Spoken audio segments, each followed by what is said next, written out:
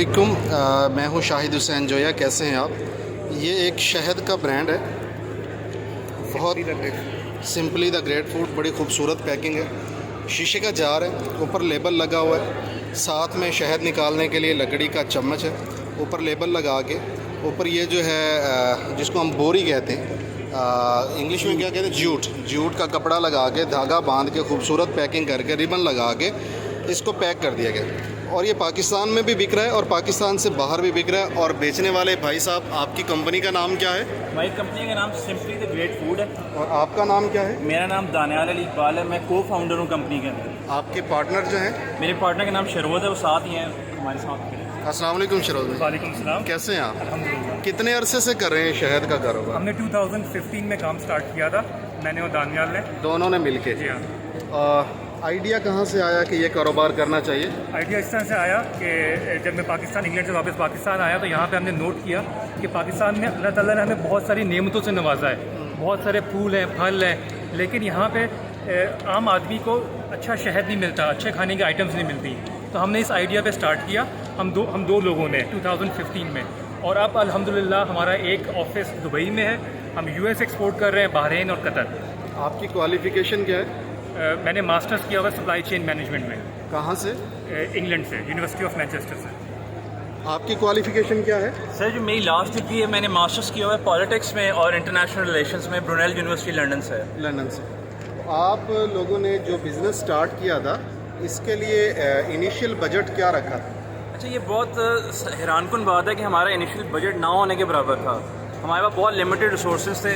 हम लोग एक शेड ऑफिस में जाके बैठ गए और हमने जब घर वालों को बताया कि हम शहद का काम करने लगे, ऑर्गेनिक और प्योर फूड्स का, तो उन्होंने हमारा मतलब कि मजाक भी उड़ाया। उनका कि आप लोग शौक पूरा कर लो, 3-4 महीने उसके बाद अपने अपनी फैमिली बिजनेस में आ जाइएगा। लेकिन जब हमने स्टार्ट किया, हमने हुंजा गिलगित से स्टार्ट किया और जब हम इस पर रिसर्च करते गए और हमें पता चलता गया कि जो दुनिया के बेहतरीन शहद हैं वो पाकिस्तान में हार्वेस्ट किए जा सकते हैं अगर आप EU स्टैंडर्ड्स को फॉलो करेंगे बी कीपिंग के।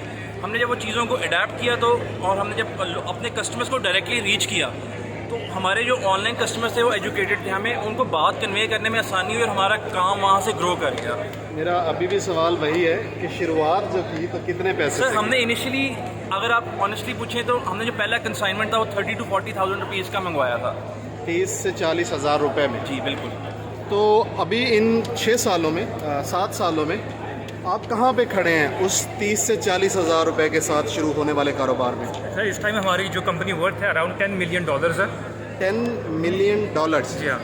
और जो पहले आप 2 बिजनेस पार्टनर थे, को फाउंडर्स थे, अब वही 2 हैं या बढ़ गए? नहीं, अब हमारे पास 50+ हमारी टीम है। मैं इनको एम्प्लॉयज़ हरगिज़ नहीं कहूँगा, हमारे पार्टनर्स हैं, हम मिलकर काम करते हैं। और हम इस टाइम हमारे जो ऑफिस हैं पाकिस्तान के अलावा US और UAE में भी है। ओके।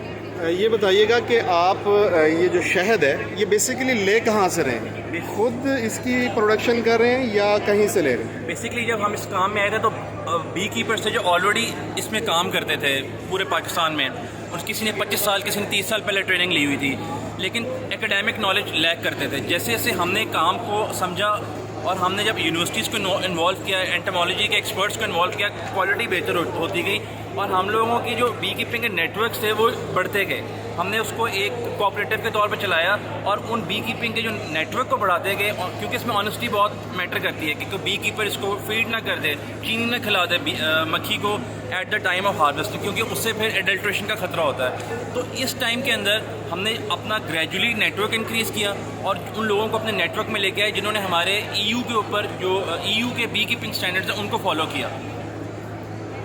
जब शहद आप ले लेते हैं बी कीपर से तो उसके बाद इसकी प्रोसेसिंग करते हैं? वेल, हमारे 2 किस्म के क्वालिटी चेक्स होते हैं। एक फील्ड के ऊपर होता है, हमारे बी कीपर्स ट्रेंड होते हैं, और सेकंड होता है हमारी लेबॉर्ट्री। हम उसको हर बैच को लेबॉर्ट्री में चेक करते हैं। लेबॉर्ट्री में क्या क्या चीज़ें चेक करते हैं? इसके तकरीबन 22 मुख्तलिफ टेस्ट होते हैं जो कि इंटरनेशनल हनी कमीशन ने रेकमेंड किए हुए हैं। उसके अंदर देखा जाता है इसमें किसी किस्म की मिलावट तो नहीं है, इसका HMF, इसको हीट तो नहीं किया गया, ये किस फूल का शहद है, इसके मिनरल्स, विटामिन, पोलन्स क्या है। तो ये वो तमाम टेस्ट हैं जो कि यूरोपियन यूनियन रेकमेंड करता है अपनी मार्केट्स के लिए, और ये वही टेस्ट है जो हम पाकिस्तान में कर रहे हैं। तो ये टेस्ट आप खुद करते हैं या गवर्नमेंट लैब से करवाते हैं? ये हम खुद भी करते हैं, हम इसके सैंपल्स यूरोप भी भिजवाते हैं और गवर्नमेंट लैब्स में भी जाता है। गवर्नमेंट लैब जो है ये पाकिस्तान में कहाँ कहाँ है हनी की? पाकिस्तान की जो सबसे बड़ी गवर्नमेंट लैब है वो NARC इस्लामाबाद है। ओके। इसके अलावा करशी की लैब है हतार में, जो कि इंटरनेशनली सर्टिफाइड है हनी टेस्टिंग में। तो इसके चार्जेस कितने होते हैं एक टेस्ट करवाने के? वेल, जब आपने हनी का टेस्ट करवाना है उसमें international honey commission 12 test recommend करता है, Okay. जो कि उनकी वेबसाइट पे मौजूद है। Okay. और उसका टेस्ट का खर्चा 12 से 13 हज़ार रुपये है एक टेस्ट का? तो उस पूरी रिपोर्ट पूरी रिपोर्ट का तो मिनिमम कितनी क्वांटिटी आपके पास होती है तो आप ये टेस्ट करवाते हैं? आपको जो उनका मिनिमम सैंपल साइज़ है वो 400 ग्राम चाहिए होता है। 400 ग्राम उनको चाहिए होता जी है। हाँ, और रिपोर्ट कितने दिन में आ जाती है? 2 से 3 दिन में। 2 से 3 दिन में। शहद तो आउटसोर्स कर लिया, लैब रिपोर्ट भी आ गई, तो इसकी फिल्ट्रेशन का प्रोसेस क्या है? इसमें हम फिल्ट्रेशन इसलिए नहीं करते क्योंकि हनी को जब आप एक्सेसिव इंडस्ट्रियल फिल्ट्रेशन करते हैं इसके मिनरल्स, एंजाइम्स और पोलन्स इसके ज़ाया हो जाते हैं। क्योंकि हनी को हम खाते ही उसके मेडिसिनल वैल्यू के लिए हैं, इसलिए हम इसको हीट भी नहीं करते।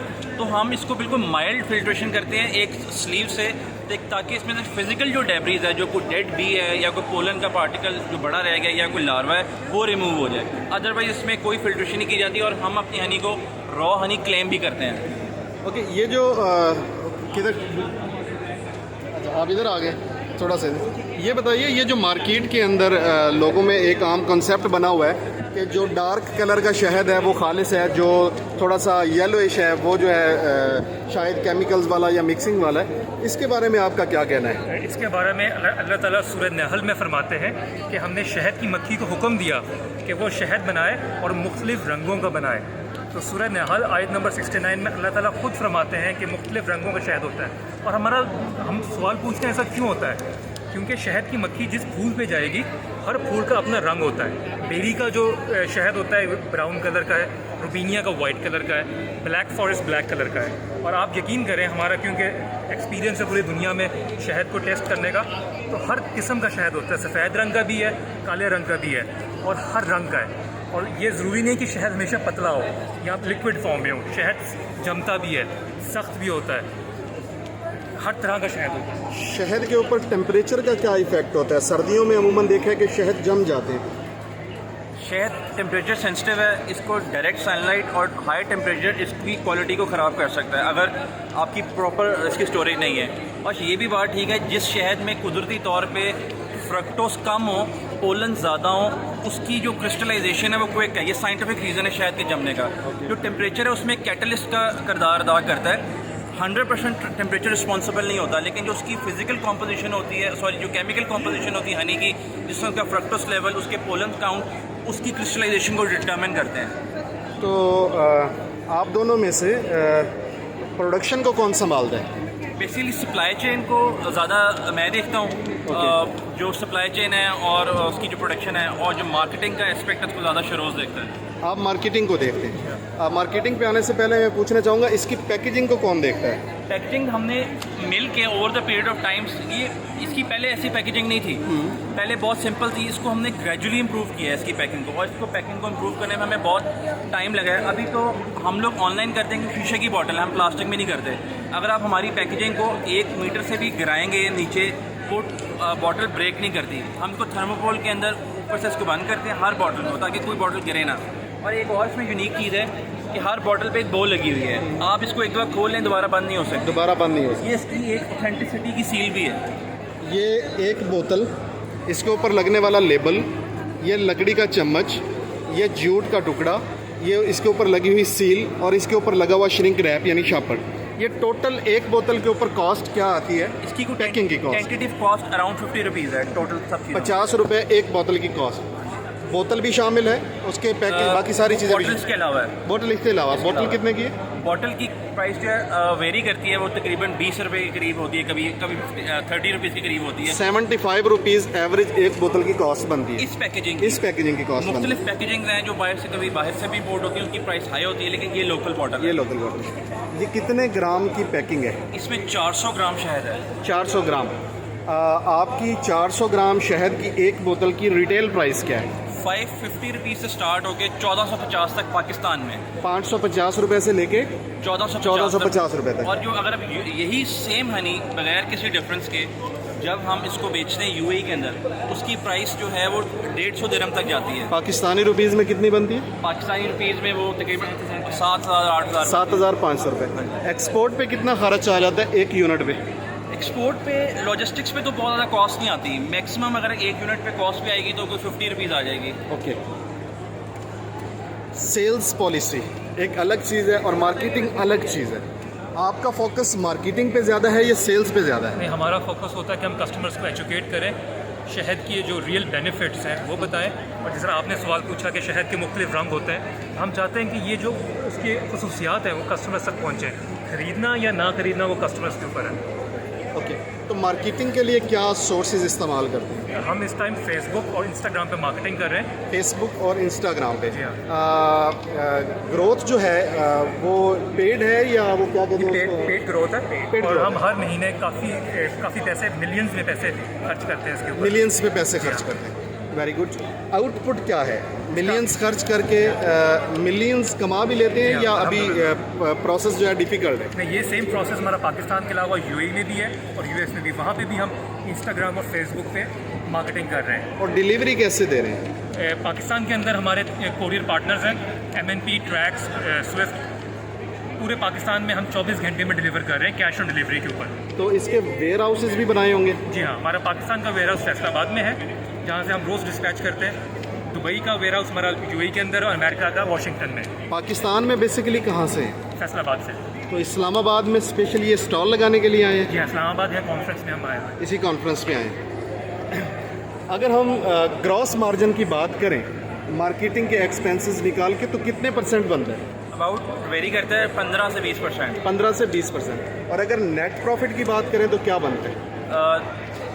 नेट जो है वो तकरीबन, सॉरी मैं थोड़ा गलत करके मैंने पहले नेट ही बताया आपको। अच्छा, 15 से 16% नेट है। नेट है। और ग्रॉस कितना बनेगा? ग्रॉस तकरीबन 25 से 30%। 25 से 30%।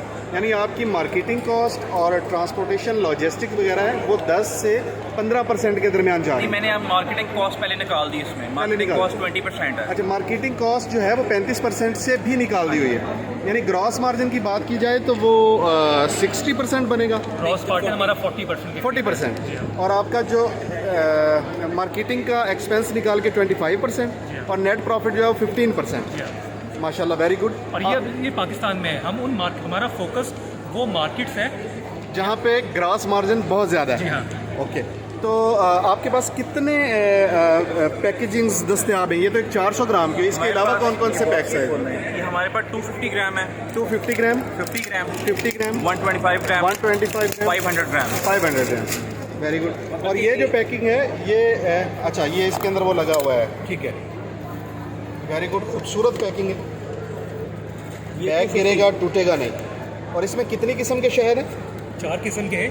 ये केशिया है, केशिया, ये ऑरेंज ब्लॉसम है जिसकी हम हार्वेस्ट सरगोधा बलवाल में करते हैं। ओके। हमारे पास दुनिया की बेहतरीन माल्टे की फील्ड्स है। हाँ बिल्कुल ऐसे ही है। किन्नू माल्टा में दुनिया में फेमस है। इसमें तो कोई जब शक उस पर फूल खिलता है तो मक्खियाँ ये उसका शहद बनाती हैं। ये बेरी का शहद है। Berry, okay. हमारे पास पाकिस्तान में दुनिया का सबसे बड़ा और कदीम बेरी का जंगल है। Very good. चकवाल, मियाँ वाली, तलागंग, ये दुनिया का सबसे बड़ा बेरी का जंगल है।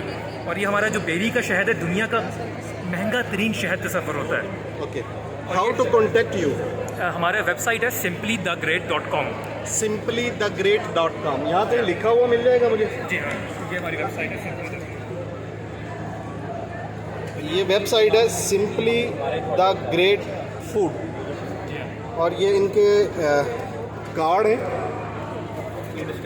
ये डिस्काउंट वाउचर्स हैं कुछ। आप में से कोई दोस्त इनसे रब्ता करना चाहें तो इन टेलीफोन नंबर पर रब्ता कर सकते हैं। ईमेल एड्रेस, वेबसाइट एड्रेस, सारी चीज़ें यहाँ पे लिखी हुई हैं। Thank you. आज तक के लिए इतना ही। दुआ में याद रखिए। आपका दोस्त, आपका भाई शाहिद हुसैन जोया, शहरोज़ भाई और दानियाल भाई के साथ। वस्सलाम। पाकिस्तान जिंदाबाद।